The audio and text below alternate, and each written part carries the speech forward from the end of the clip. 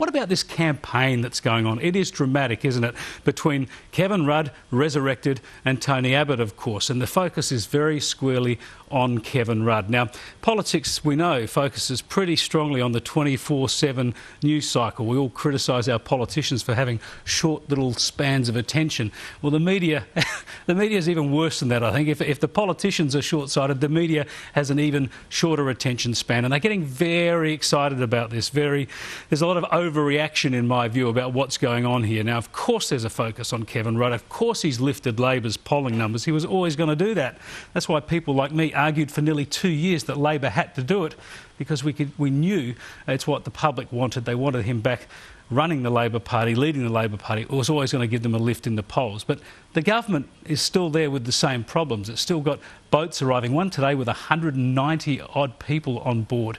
It's still got the budgetary problems where it hasn't been able to deliver a budget surplus. And of course it's got those broken promises on particularly the carbon tax, but it's also got other new taxes it's introduced. So the government's still got those problems. Now, what I think is really interesting to look at for the political junkies out there watching this campaign and how it unfolds is compare Kevin 07 to Kevin 13.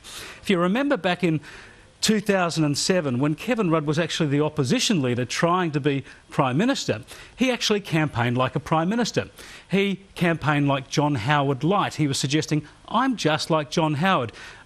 I'm hard on boats. He said even back then that he would turn boats back. He said he was an economic conservative. He was going to do a couple of new things, like apologise to Indigenous Australians, which to his credit he did do, and he was going to introduce an emissions trading scheme, which of course he didn't.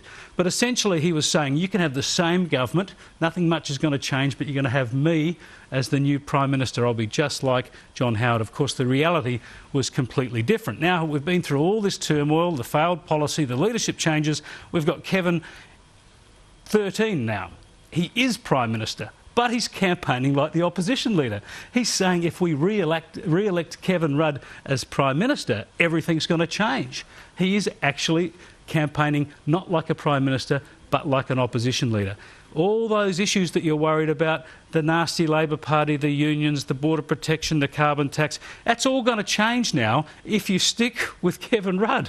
It is quite extraordinary. It relies on fooling the public. It relies on fooling them that if they stick with Kevin Rudd, he's going to be leading a totally different government, not the same Labor government that's had all this strife over the past 6 years, that's had the problem with the borders, that hasn't been able to get its budget under control, and of course has had all this leadership turmoil and has seen 8 or 9 ministers just give up and walk out. So it's an audacious strategy. Stick with the government, but get a totally different outcome. That's Kevin Rudd's message. I don't think it's going to work. I still think Labor's headed for big trouble, but that's just my prediction. Keep watching. We'll keep an eye on all these developments as they transpire.